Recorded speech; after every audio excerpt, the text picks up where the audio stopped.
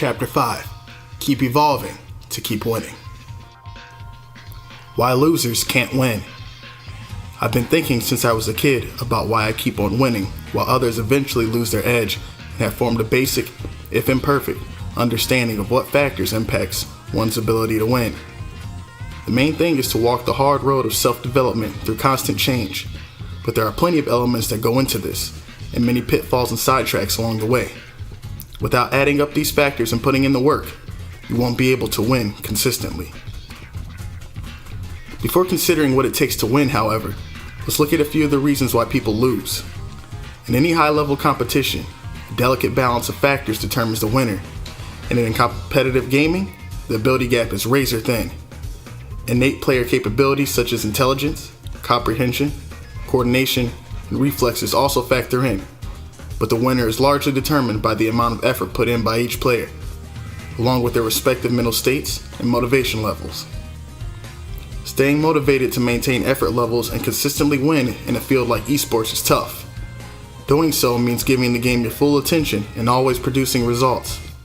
Considering what's involved, it's no wonder that most people can't stay at the top of their game for long.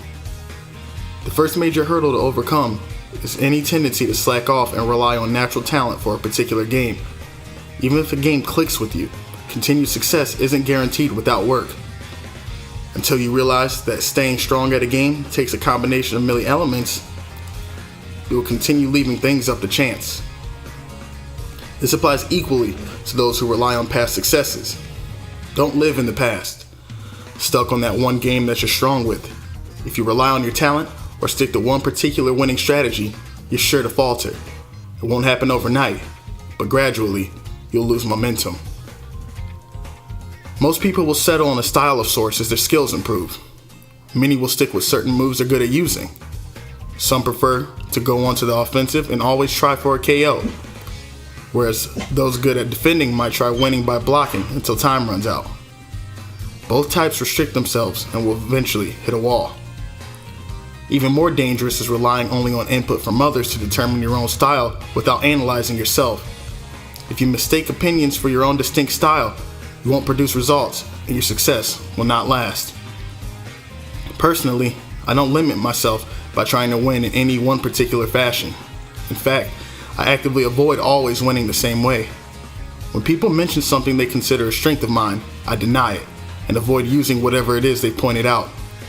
When it comes to what it takes to win, personal preferences and style are besides the point. It's far more important to find the best course of action. Another hurdle to overcome in fighting games is age. Those outside Japan seem particularly sensitive about how the reflexes decline with time and are amazed at how I'm still playing at my age. Along the way to becoming world champion again at 28, I spoke briefly with one of the players I defeated when we shook hands.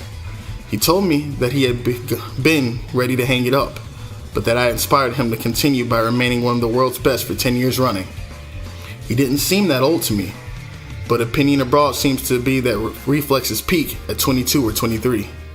To me, this sounds suspiciously like using age as an excuse when the real issue is a lack of effort.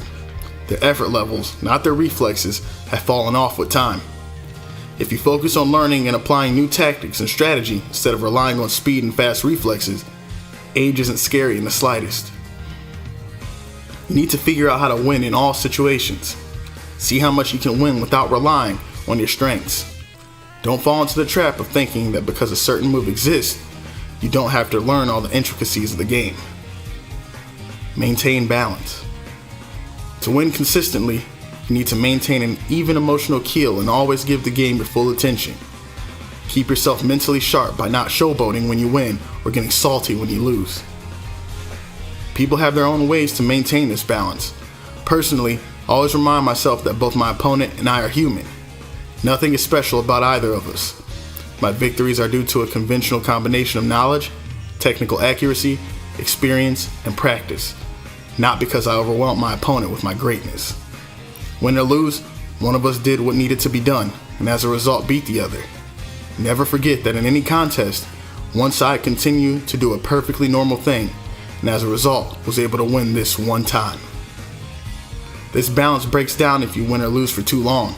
You will tend to mistake your success for innate talent, or despair at your failure. but neither is true. No matter how much we win or lose, in the end, we're all just human. Moreover, a win or loss is just a singular event, and each outcome is merely the result of some cause.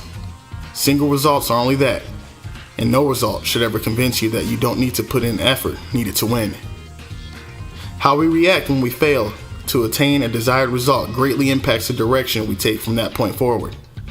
Some will make excuses, attributing a loss to bad luck, blaming the game itself, declaring that an opponent is just too strong, obsessing over getting older. Don't get caught up in your emotions. Just consider the facts and analyze them. The power of exploring. Those who don't put in any time and effort, instead winning by intuition or by luck, will fold the moment they face a real challenge. I've played against countless opponents who were smart, quick learners, or had momentum on their side, but I never once went into a match thinking I might lose. The difference between us was always our time spent exploring the game. When I was younger, I often experienced lopsided defeats. Yes, I too started off as a noob. Today, however, I've attained an unwavering confidence and never back down from my opponent. What sets my attitude and resolve apart from those who have just gone with the flow and piled up win upon win is this. For each of my countless mistakes and failures, I've sat down and thought intently about why I lost. I know when I'm playing against opponents who simply rely on luck or their feel for the game, their play just looks sloppy. I immediately notice that they haven't analyzed what they're doing and get thrown off easily. Those who rely on momentum without analysis will falter when they reach the big stage. When they face an opponent who is truly prepared for battle, they will lack the confidence to press forward. You also see this in those who compete too early without enough practice. I know this because I've been guilty of it myself. I used to play several games instead of focusing my efforts on just one, concentrating on different games for some time before each tournament, but this diluted my passion for each game. As you might expect, the outcomes were as mediocre as my efforts. It's nearly impossible to win a tournament for a game you're only practicing, because you'll never defeat those who are passionate about that game. I've learned the value of honest, patient training through the shame of loss. No matter how hard you try, those who train only for a short-term goal without passion cannot hope to consistently take down those who love what they're doing and have painstakingly explored every facet of the game. Take notes. Regardless of our field, we all have odd concerns that pop up throughout the day. It's easy for us to just brush off such moments without pursuing them further, but if we ignore them, we just wind up forgetting. You might sense a slight difference in opinion with a coworker, say, or be unable to figure out how you arrived at an answer despite using the wrong method for a math problem in a practice test.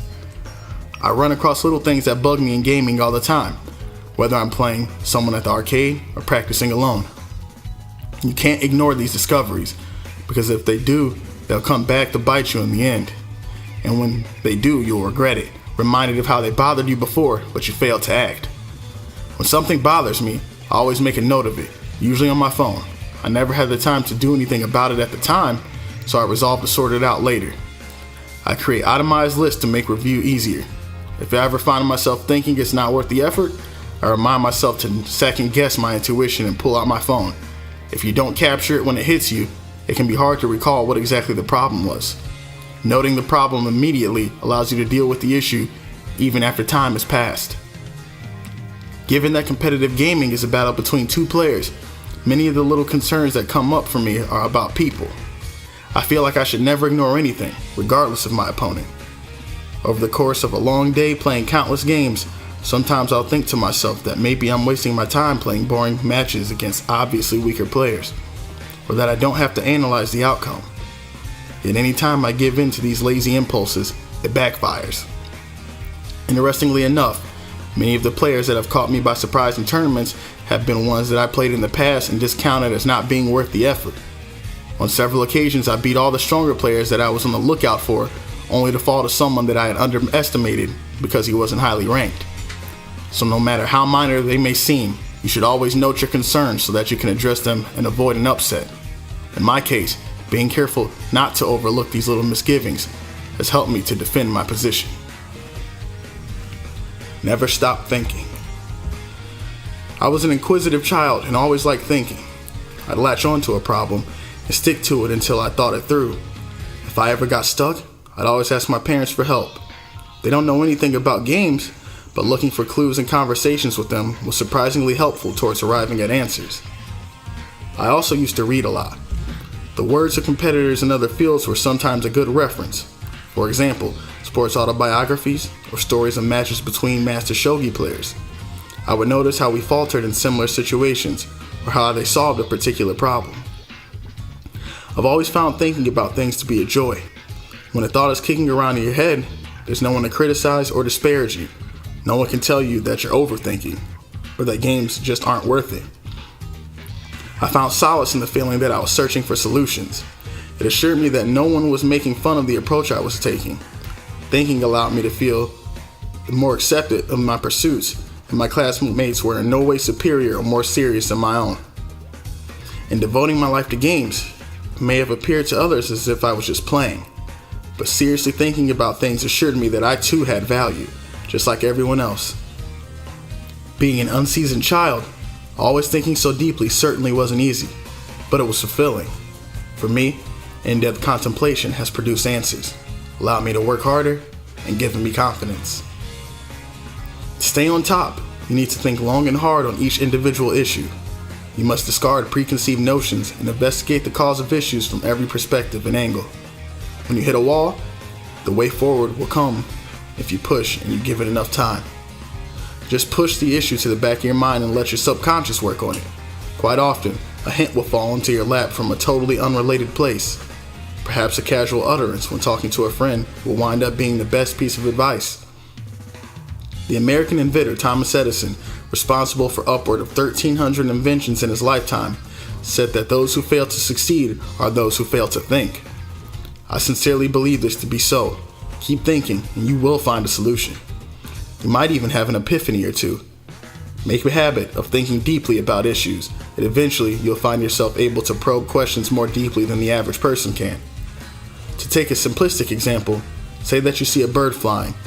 The losing attitude would just be to leave it at that, not exploring the issue any further. In contrast, the above average person may think a little deeper, noting that the bird has wings and having wings allows them to fly. But if you want to win consistently, you need to probe even further than this. You might wonder why humans don't have wings, and whether wings are absolutely necessary to flight or if there are other alternatives. Conversely, some might even contemplate why humans need to fly in the first place. Maybe you're wondering what the purpose is in thinking about the how and the why. We always find something in such thought exercises and obtain answers from the most unlikely sources. Don't dwell on whether an answer is the right one. What's more important is that you sat down and came up with it yourself. Maybe you'll arrive at the conclusion that while you don't have wings, you have something that's even better. Maybe finding that answer will provide the confidence you need to persevere. It's an answer that you thought up yourself. No one gave it to you. If you're the type to let conversation stop at just accepting that the bird can fly, then you won't be able to overcome the barriers you encounter. Many give up on thinking and problem solving altogether and simply resort to complaining that they can't fly. Learn to view things from another angle, and you'll also tend to work better under pressure. In matches, I found that such contemplation has frequently allowed me to find a solution more quickly than others. If I'm on the attack, I can quickly think of the right defense to combine with that particular situation. Growth implies change. Many believe that change and progress are different things, but in the gaming world at least, there's no growth without change. Never being the same person as I was the day before is how I grow. Change can be unsettling and doesn't always lead to victory, but if you keep changing, you will always inch forward in your own self-development. Always strive to change yourself. Break out of your shell and try new things. Think up a new plan of attack when your old one, no matter how hard you work to develop it, ceases to work. If one change doesn't work out, just make another. If you realize what went wrong and fix it, you always wind up better off than before. The experience might even suggest a way to take 2 steps forward. Keep changing and eventually you'll find the right way. If you ever take a wrong step, you'll know that the right way is in a different direction. To grow is to advance and avoid getting stuck. Keep developing and you can keep winning. It doesn't matter how old you are, or if a new game comes out, or if there are more skilled players. Changes come in all shapes and sizes with varying effects. Some are incremental, and others are dramatic ones that result in big leaps forward. Both types are important and should not be considered strictly in terms of size. Talk of daily change specific to fighting games leads to discussion of specialized tactics, things like punches and kicks, blocking, attack patterns, combos, timing of moves, and character matchups. You have to break a game down into segments and change each, little by little. Watch how your opponent acts in situations where you normally attack. Try a variant on a combo you know to be effective. Try speeding up your timing on a move or delaying it in certain cases. Choose another character. Of course, with fighting games, nothing would congeal as a tactic until you try it out on an actual opponent. No matter how natural something might feel to you, what's important is how your opponent reacts. Maybe you'll notice that they're weaker against a certain move, or discover another attack option, or that being blocked at specific times leaves you exposed. These little discoveries are what validate your attempted changes. Daily change is helpful for anyone, not just gamers. Try taking a new route home, or ordering something you've never eaten, or getting off the train at a different station than usual. Doesn't matter how small, the important thing is to change. With this approach, anyone can induce change at any time. Gain some more experience, and before you know it, you'll start to notice that your outlook on things is broader than before. Small changes to fighting game tactics will take about a week to perfect, and bigger changes will take about 3 months. Tactical changes significant enough for others to notice will depend on the opponent, so they will require further tweaking to adjust for opponent play while still perfecting the change. Such changes are more of a challenge and thus take at least 2 to 3 months to integrate effectively. Starting out, the important thing is to keep trying new strategies. Some will be more successful than others. You will certainly question whether you're trying the right thing at least a few times. Then, after 3 months or so, you'll see the light at the end of the tunnel and settle on the form your big change will take. Of course, these tunnels of change come one after the other. Indeed, maintaining your strength as a gamer will mean passing through an unending series of tunnels. It's the same as a software development cycle where developers have to continually improve their product to keep selling them. The new product must be better than the old one. It has to have some sort of added value without negatively affecting performance, quality, or safety. To stay on top of your game, you have to be prepared for the fact that at the end of one cycle of change awaits an even harder cycle. Work on your weaknesses. To continue changing and evolving, you need to challenge your weaknesses. In competition for me, or maybe on the job in your case, associating with those who you don't get along with can be good experience. I avoided disagreeable people when I was younger, but today I do my best to stick closer to those I dislike. I feel like I've lost if I shy away from them. I rarely learn to like someone I once hated, but familiarity helps dull the unpleasantness and enables me to acknowledge our personal differences or recognize a skill in their playing style so that I can learn to accept them. If you learn to get along with those you dislike, then you have grown. In a strange way, gameplay and personality are often linked, whether a player is aggressive, analytical, bold, resourceful, cunning, or timid. Their personality will show in their playing style. I guess games bring out the qualities we develop from an early age, so in games, any kind of competition really, observing the person is extremely important. There were all types of people in the arcades when I was growing up, and most were social outcasts and older than me. I think growing up surrounded by those types honed my sense of conventional and eccentric personality types. It takes time to really analyze what kind of person someone is, but you can notice subtle idiosyncrasies in their speech and mannerisms in an instant. Probably because I've been observing people since I was in competition as a kid, I would say that I'm adept at looking at a person and telling whether we get along or not. Past experience has shown that if I don't get along with a person, I probably won't like their playstyle either. Conversely, if someone's play impresses me, I usually find that we get along well. Maybe compatibility on the personal level and the game level are interconnected. For that exact reason though, I say go out on your way to play against those you dislike and overcome your feelings.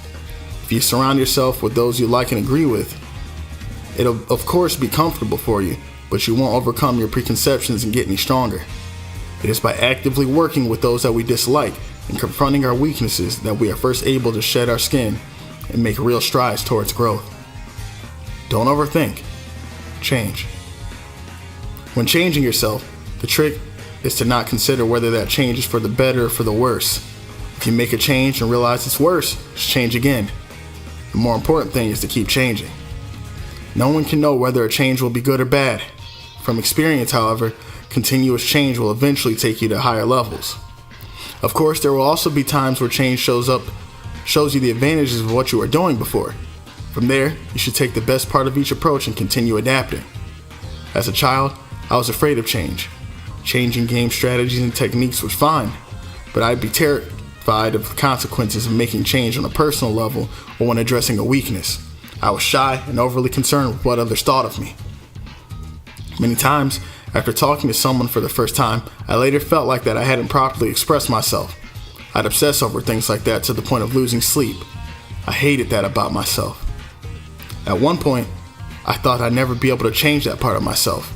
I could deal with the mental anguish for a day or two, but then I would consider being stuck in that state for 5 years, 10 years, even forever. I was miserable, thinking I'd be afraid to lose and unable to like myself no matter how much time passed. But in reality, regardless of how awkward I felt or how much I thought I'd embarrassed myself, no one had even noticed. Most people get caught up worrying about what others will think before trying something new. They weigh their own ability against their chance of success and fear of failure. I see many such people in competitive gaming. Some even let it affect how they interact with others. For example, they might avoid contact with those they consider their superiors. There's a perceived pecking order in competitive fields, so they must think that someone ranked higher would deign to talk to them. Or maybe they'll have a chance to play against a world champion, but back down because they'd undersell their own ability. That seems like a boring way to go through life. You can't grow that way. If you want to talk to someone or challenge the world champion, do it. Maybe you'll be ignored. Maybe you'll be embarrassed when you get slammed in your match, but that's not the end of the world. It'll hardly affect your life at all, in fact. Much worse is to be paralyzed by fear of failure. Society tends to evaluate us based on visible results. At times, I even sense an air of intolerance towards failure. No one wants to be branded as a failure. We hear adults belittle kids, saying that they have no talent and they should give up and face reality, or that they'll fail no matter what, so they might as well not even try. Who wouldn't second guess themselves if told something like that? I'm sure many people consider calculating risk and taking the safe route a shortcut to success. Maybe that works for those with social grace and a sense of efficiency, but it's never helped me. It's exceedingly rare to move forward without failure. In most cases, advancement will require confronting issues you've been avoiding. You might manage to dodge those issues to a certain point, but your potential for progress is limited without facing your fears and overcoming barriers. Hammering through your failures is vastly more effective and will take you farther. There is no winning strategy. Fighting games are generally a one-on-one contest. There are no coaches, like in traditional sports, to provide guidance on how to improve your game. There are no great masters like in the fine arts. With the exception of rare 3v3 tournaments, you're on your own. You can learn from your opponents, but it's up to you to figure out what the lesson is. There is no surefire way to improve. I was always at the forefront in esports, so there was no one to teach me. I had to blaze my own trail. Everything I learned, I came up with myself. The extent of my own potential, how to maximize that potential, and practice would emphasize my strengths. Everything. There are no coaches, so training is your responsibility. It's the ultimate gut check. You just have to trust yourself and follow your instincts. I spare no effort in my actions. I believe that if I keep acting, eventually I'll stumble upon the right answer, even if I'm lacking in ability.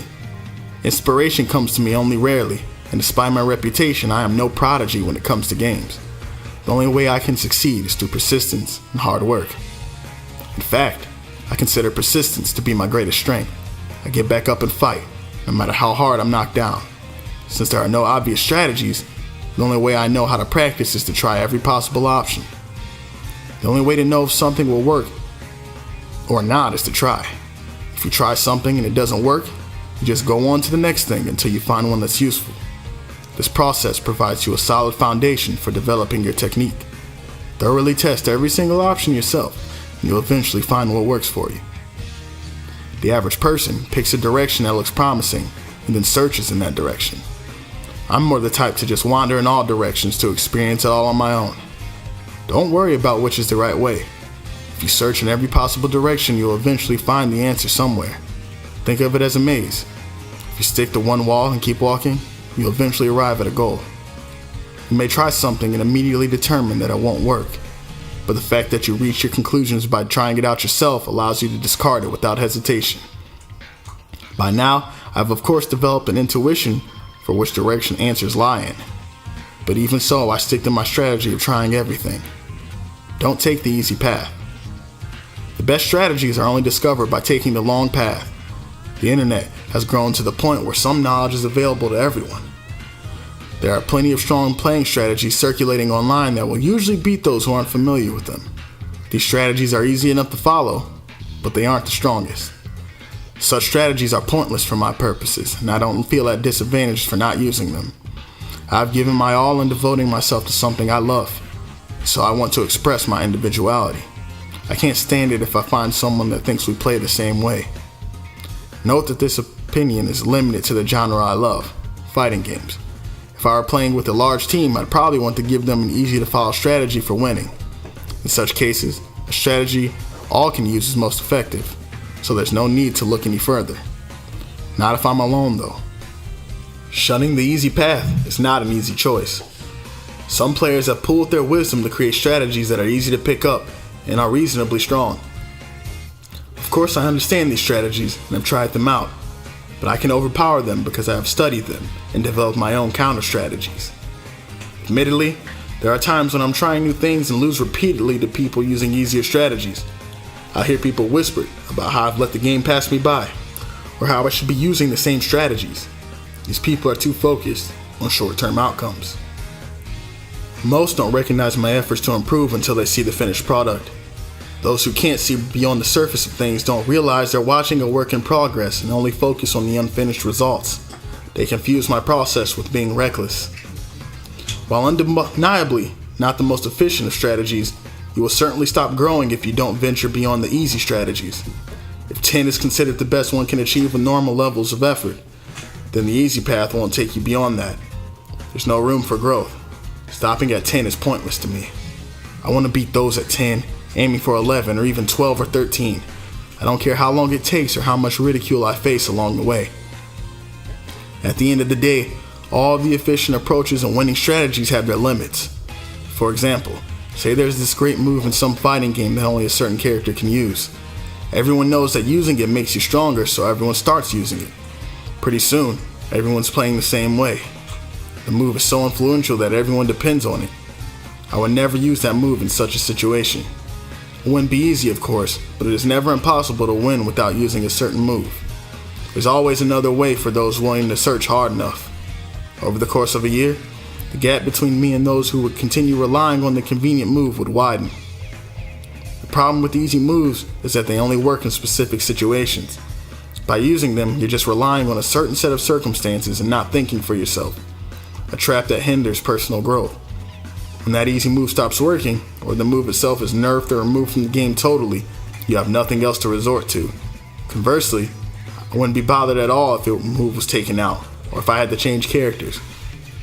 I've worked hard to understand the true essence of the game without relying on easy moves. This gives me a steadier, more dependable power level. There are no shortcuts. Some people might tell you there's an easier way. While they might mean well, the truth is that there are no shortcuts. If you want to be physically stronger, you need to hit the gym. If you want to lose weight, you need to eat less and exercise more. If you want to be better than others, you need to practice more than they do. Even your mindset and confidence require training to improve. It's not easy, but it's the only way. I envy those who have never had to choose the hard road. I understand that there are those who are perfectly fine with their current situation, as well as those unable to change their current lot even if they wanted to. If you have strong friendships, a job you like, and feel fulfilled with your daily life, maybe you've never been faced with that choice. I've never been so lucky. It took enormous effort to get any recognition for my life choices. Drastic measures were the only way for me to build up any confidence. Getting over my childhood insecurities took a lot of work and continues to be a challenge. I learned from this that without experiencing hardship, I cannot overcome my shortcomings. Achievement requires overcoming adversity. It's not easy, but once you see that you can do it, it gets easier. I realize that not everyone can do it, but if you want to achieve something, only the rarest of rare talents do so without experiencing hardship. I can't force everyone to choose the hard path, nor do I want to.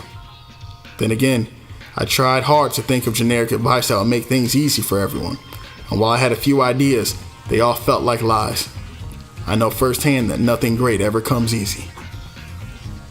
Target uncharted territory. Reaching 10 isn't all that difficult. All you have to do is find someone else who's done so and follow their lead. The internet propagates information immediately and makes finding it easy. While not the best out there, such tactics are provisionally rather strong and require considerable effort to defeat. The path to achieving levels beyond 10 is harder to discern. It lies in uncharted territory where you can't even be sure if it's a way forward or not. There's no guarantee that it leads to 11 and beyond. The path may be dark, but there's definitely a way before you. You can't press forward without the conviction to trust your instincts. While no one has traversed your path, if you stick to it, you should be able to go further than the others. If your goal is to be stronger than the rest, your only recourse is to believe in yourself and press on. Lose out on your insecurities and you will go astray. Lose out to your insecurities and you will go astray. Which path you choose is entirely up to you. The level, well-lit path to 10, or the steep, dark path, which may or may not lead to 11 and beyond. While it's not for everyone, I choose the second path without hesitation. Even if I can't see the right answer, I want to go far as I can and get there on my own. It's my opinion that whether to pick the steep path depends on how devoted you are to the task at hand. In fighting games, those who are fine with just being better than average are likely to be satisfied with stopping at 10. If games are your everything, however, being merely good as the rest isn't enough. I can't even see the meaning in that. If I didn't care so much about fighting games, even I would probably pick the easy path. I'd be satisfied with being able to win more often than not with such little effort. No one takes the hard way on a whim or to show off. The shorter, safer path is easier and more efficient. But fighting games are more important to me than anything else. I don't want to be anyone's inferior, either in a match or in terms of effort. I can't afford to cut corners. I'd rather not compete at all than win the easy way. If you want to stand at the top in your field and stay there, you can't be satisfied with 10. By choosing the untrodden path and continuing to feel your way through the darkness, you too can steal wins with only a sliver left on your life gauge. You don't own strategies. Whether to protect the status they've achieved, or just because they don't want to lose, some players try to hide their strategies and playstyles. While I understand the sentiment, you can't own a strategy like a patent. There's no rule saying that the only one who can use a strategy is the person that came up with it. Other players are free to imitate it or adapt it to their own styles. People tend to cling to their hard-earned discoveries. They get complacent and let up on their efforts and makes them weaker. The more time passes, the less an advantage that their past achievements provide. When exploring every option for possible strategies, I'll sometimes hit upon surprising discoveries that boost the power of the character I'm playing. Maybe you could call them Umahara ultimate moves. You'll realize that right away if you see one. I never cling to such moves though. When I come across a new strategy, I immediately start hunting for clues for my next one. At times, I've wondered why I even bother working so hard to discover new strategies, given that others will just imitate me. But I remind myself that no matter how hard I work on developing it, I can't own a strategy. Of course, I don't announce what I'm looking for, nor do I publicize what I found, but I don't hide anything either. If you see me using a technique, as far as I'm concerned, it's fair game. Just know that by the time everyone has figured it out, I've already moved on. There are also trends. However, no matter how hard something catches on, once it fades, its values will be less than before the fad started. Fads are fickle. They spread at an incredible pace and scope, then they get tossed aside once people lose interest. If you latch on to a particular strategy as yours, you'll hit a wall that the strategy falls out of fashion or is rendered unusable. Personal growth is about figuring things out and gaining experience, not hoarding knowledge. An attitude that promotes discovering the new and the valuable is far more important. Thus, your tactics and strategies should always be changing and evolving. Adopt fresh tactics regularly to replace your old ones. Today is more important than yesterday. What's yours is not the new technique, but rather the effort that goes into unearthing it. Knowing what's needed to make those discoveries will allow you to perpetually keep winning. The ability to make new discoveries is far more important than the techniques discovered. Once you realize that, no amount of imitation will bother you. Business world examples would be the energy to keep producing a better product, or giving shape to the ideas for needed yet undeveloped products, or the ability to continuously develop marketing strategies with a novel angle. All these have more valuable than singular examples of past products or strategies. People have a great ability to adapt to the discoveries of others. This means that innovators need to keep producing new things. If not, the competition will overtake them and they will cease to be leaders. I made it to the top by resolving not to rely on the strategies I discover and having the patience to keep searching for the new ones. Don't play dirty. I consider it a loss the moment I stop playing my opponent straight up, no matter how lopsided the match is. I faced all types of players after I became the best in Japan. Some I faced just once, others 100 times or more. After a while, I started to see what motivated each of them in challenging me. Many of them were older players, looking to show up the punk that thinks he's the best. Some would use tricks that only work once, just to score one win. These types would inevitably flee the scene without sticking around for a rematch, knowing their sneak attack would never work a second time. To me, that's cowardly. Others were players only relying on their cleverness. They had quickly picked up on the flow of the game without taking the time to learn its finer intricacies, and won solely by reading their opponents. When that failed, they would try to psych opponents out before the next match. I don't want to resort to tricks.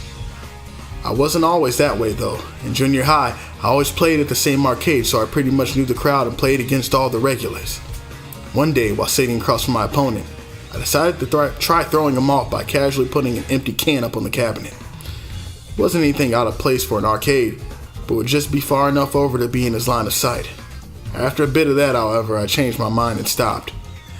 If someone had done the same to me, it wouldn't have fazed me in the slightest, but still felt like cheating, and I was just legitimizing such behavior. I realized that there are people whose main strategy is to play mind games, and if that was clear to me, others had likely already figured it out as well. Someone not used to such tactics might have been a little annoyed, but not seasoned players, so tricks like that had no real effect except making others look down on me for resorting to cheap tricks. Games pit one mind against another. If you've given the opponent a window into their psyche, you immediately put yourself at a disadvantage. However, if you can maintain your composure in the face of anything, there's no reason to be intimidated by those willing to stoop to such lows. Once I realized that, I quit using unfair tricks. I realized that there will always be those who try to play mind games to get ahead, but they are destined to fade away. Building yourself up is more important than tearing the other guy down. Over-reliance on reading hinders growth.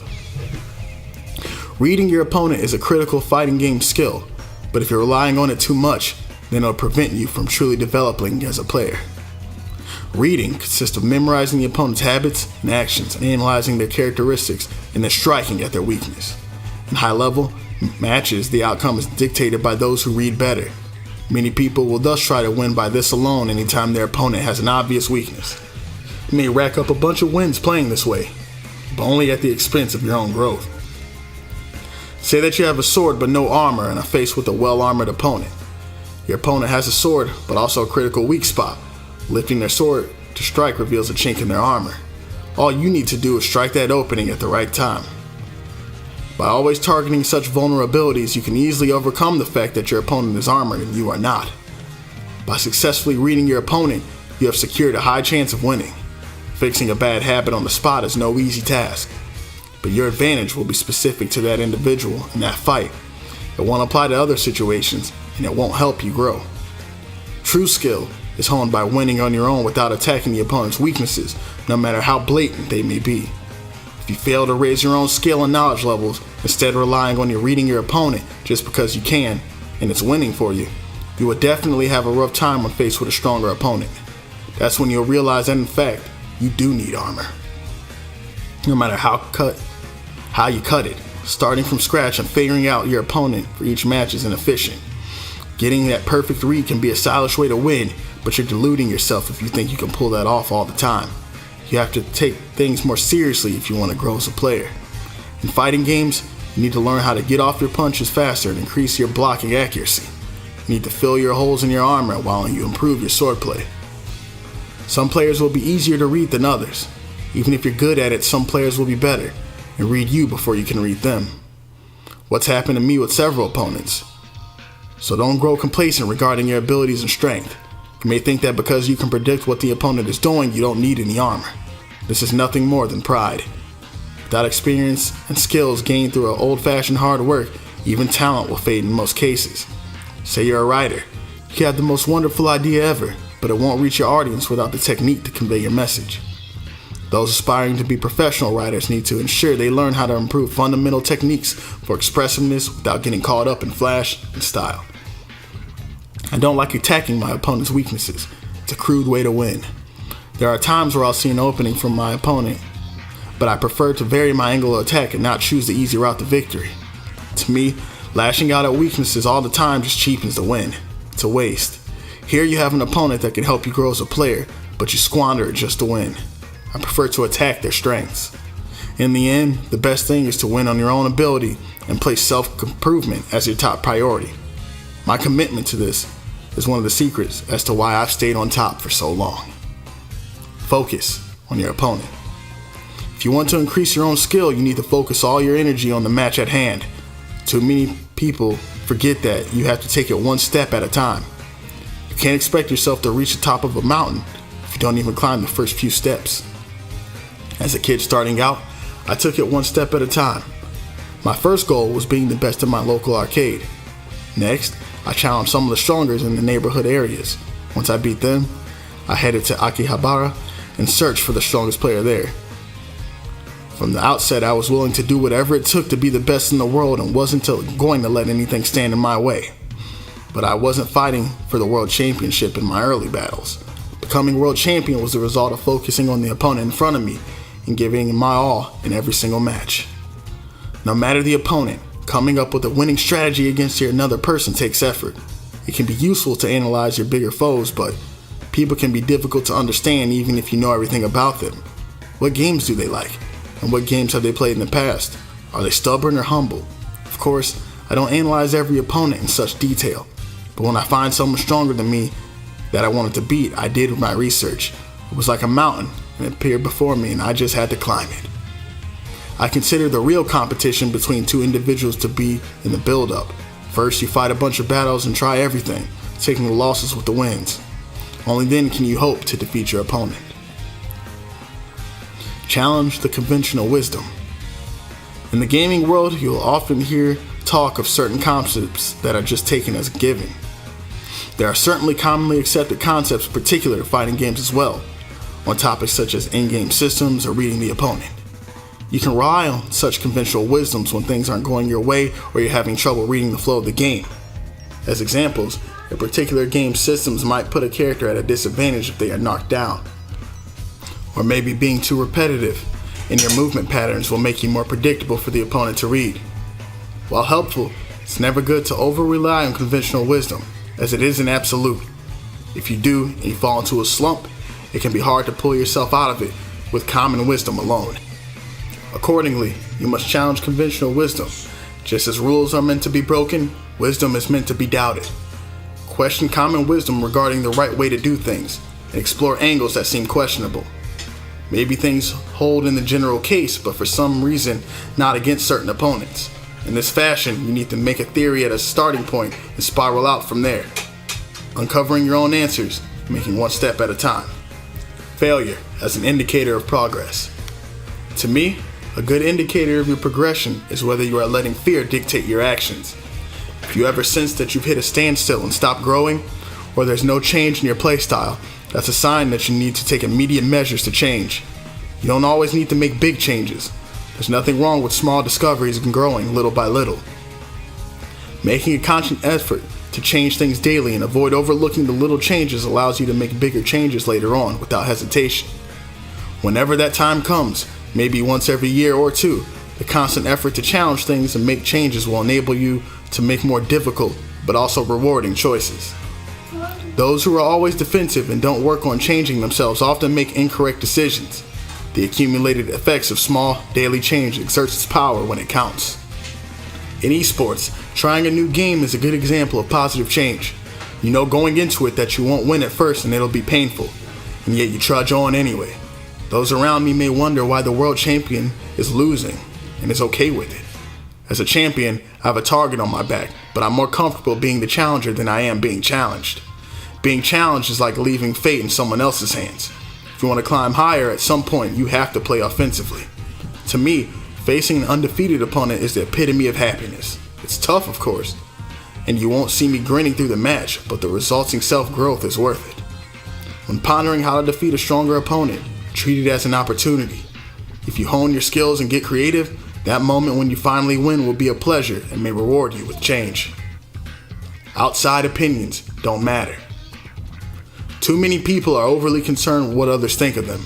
A certain modicum of common sense matters, and respect for others, of course, is important. But if you obsess about opinions that don't actually impact your life, you lose the ability to be yourself. There are also those in the competitive world who consider aggressiveness as embarrassing. Perhaps they think that failure makes you look bad, or because you're trying too hard and deserve victory too much looks desperate. In my opinion, fear of being seen as desperate or a failure prevents you from producing results. It's no fun pandering to others or being a follower. It's suffocating to go through life overly concerned with others' opinions. Please realize that people's opinions don't really matter. We get caught up thinking that we need to care because everyone else does, and that keeps us from making our own decisions. Maybe you have concerns about living without caring what others think. Maybe you've been taking the easy way this whole time, and so can't visualize your own way. Or you've resigned to the fact that you won't always get what you want in life. In competition, worrying about what others think is always a negative. It only keeps you from continuing to do what needs to be done. When I was young, I always believed that perseverance would lead to results. Today, I realize that there are times where you don't quit but still can produce. While your objectives and definitions of results certainly make a difference, clearly we don't always get what we want. Not just anyone can become the world champion based on persistence alone. Even so, everything is over the moment you give up, and if you worry about what others think, it's exceedingly hard not to. As soon as someone criticizes you for not producing results despite giving it your all, you will cave to the pressure. Conversely, those with persistence can ignore what others think. They can press on in their own world, oblivious to the opinions of those around them. Not quitting isn't all it takes to produce results, but if you persevere, the day will come when you won't care what others think.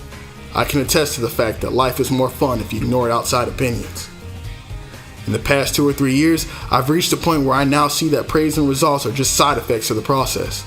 My own efforts are far more valuable. I realize now that I used to agonize over whether I was right or wrong because I lacked confidence. It took me pressing forward, strong-willed and without being discouraged, to become satisfied with my life choices, right or not. Now that I've reached that point, every day feels great. I'm happier now than at any point in my life.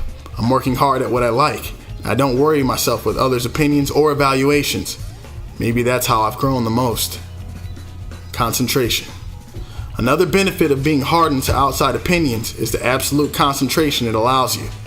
Being your own person gives you the confidence to be happy with yourself, which is a fantastic source of concentration. If you ever find yourself getting self-conscious about something, just think of what you'd do if other people's opinions didn't matter. Practicing that thing you're confident in to the point that it's almost automatic allows you to concentrate for longer. Being self-conscious about something makes you seriously consider whether you should just quit. But as long as you're not bothering anyone, there's no reason to stop if that something is really important to you. I've heard stories of others who get embarrassed if anyone sees them practicing their sport or hobby, or even studying, and so do it in secret. To me, they should be proud of their effort, not hide it. Young people who let what others think keep them from doing what they want are unhappy. I'm sure plenty of younger people question the importance of college and a safe career choice, or why we have to be so sensitive and tiptoe around others' feelings. Having grown up in a world that doesn't think highly of games, I know how hard it can be to brush aside the criticism of the vast majority of adults and continue to do what you like. As a kid, I constantly asked myself whether I was doing the right thing and whether games were really all I had. I constantly wondered why I was different from the other guys. I was able to concentrate best when I ran through all the options in my head, so maybe the thinking process itself was part of what helped me concentrate. To me, ignoring others' opinions and treasuring the time spent reflecting on yourself and thinking deeply is what builds concentration. In a way, maybe concentration develops out of our ability to reject outside opinion and face ourselves. Many people tell me that I'm expressionless when I'm playing. Videos support that. My face is deadpan like a Buddhist monk. That's proof for me of not caring what others think, the embodiment of complete focus. choose the most competitive game. I make it a point to play the game that is most popular at the time. More players mean more competition, and popular games attract strong competitors. For people like me, those at the forefront of esports and the level of competition in these games is an irresistible draw. Others purposely choose unpopular games. Often such people are just in it for the glory of title, rank, and fame. Just wanting to be called number one even if it means you're playing a lower level game. That's what you want, go ahead. I won't say anything. In business terms, most people will say that work is about the money. It appears to me, at least, that one of those who are focused on the business or are committed to doing things in a certain way are in the minority. If you're just in it for the money, maybe you're also satisfied doing things the easy way, regardless of if you're experiencing personal growth. However, those who see business as their life purpose and not just an income source should throw themselves into the most competitive field, just as those who are looking to develop themselves through gaming should. I am proud to always play the game with the most intense competition. This means I don't play most games very long. Some I'll play for 3 or 4 years, while others I quit after about a year when they cease being most competitive. The gaming community always gets shocked when I do that. From their perspective, it seems a waste of time that I quit so quickly. To put it in RPG terms, to them it's like playing up to the end game, then quitting. Many also wonder why I insist on playing only the most competitive game at the time. My thinking is the opposite. What's wrong with always wanting to move into the most competitive game? I think those who insist on sticking with what they've built into place at low priority on self-development. Those with little ambition to try new things aren't being creative. They cling to previous accomplishments because starting a new game is scary, or because they think they'll only succeed by waiting for someone else to develop the good techniques and then copy them. You'll never surpass the top players thinking like that. I like a challenge. When a new game comes out and I can sense that it's going to be popular, it puts a smile on my face. I get excited when I notice signs that the competition is about to begin. For me, new games are an opportunity for self-discovery. There are games that I've played for almost 10 years, and they do occasionally give me a new idea or two. Yet, while fun, they don't teach me anything new about myself. In the business world, maybe the 1, 2, 3 year cycle I have for games is close to that of the market changes and competition. To always stay at the top of your field, you need to keep up with the times and compete with the trends on the big stage everyone is focused on. Kudos to you if you found a niche market to conquer, but constraining yourself to that small field will keep you from breaking any new ground. The race doesn't start until you venture out and face the competition. Unless you're constantly exposed to intense competition, your ability to keep winning will deteriorate. Skill without imitation. Skill exceeding 10 can't be taught, and it can't be imitated.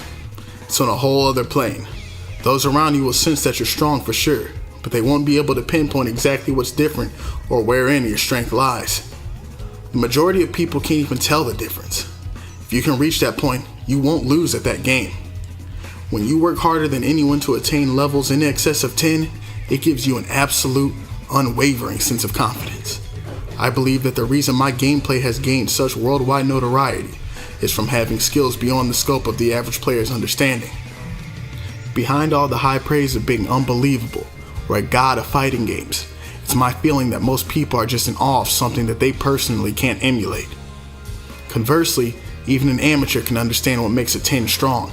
They can see how using a particular special move or repeating a certain combo, perfecting a certain guard makes someone stronger. That kind of strength can be put into words and analyzed. The ultimate strength, however, is strong in a way that some can't even fathom. It can't be put into words, and no one can analyze it. Only those who have attained that level of strength know its secret. Therein lies the godlike strength that inspires the masses and make the crowds go wild. It's easy to show someone how to reach 10, but it's harder to describe how to attain 11 or higher.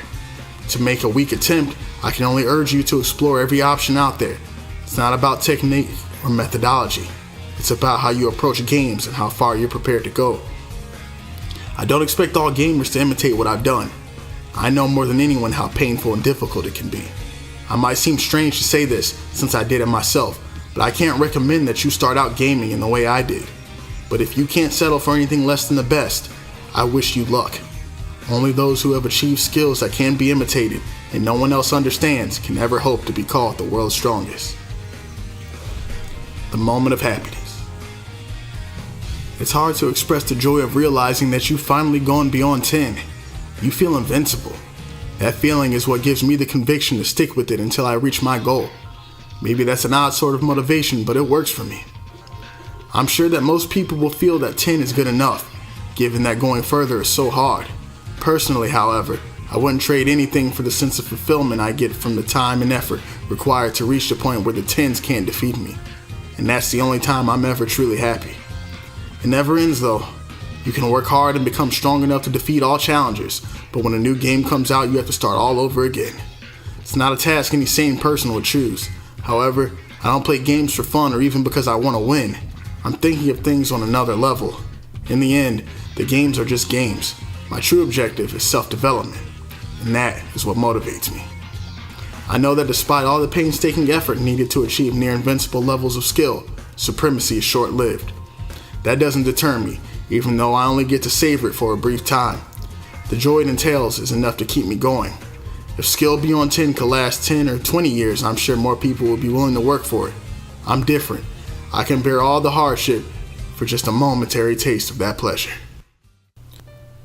I really enjoyed Daigo's discussion of the importance of setting aside personal criticism and pursuing whatever it is you find important.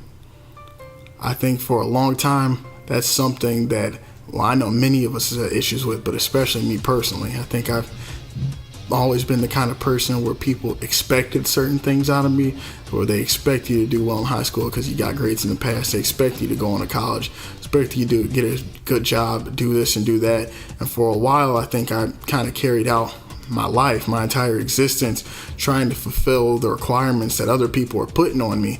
And I think in a lot of ways, I sometimes ignored my real passions.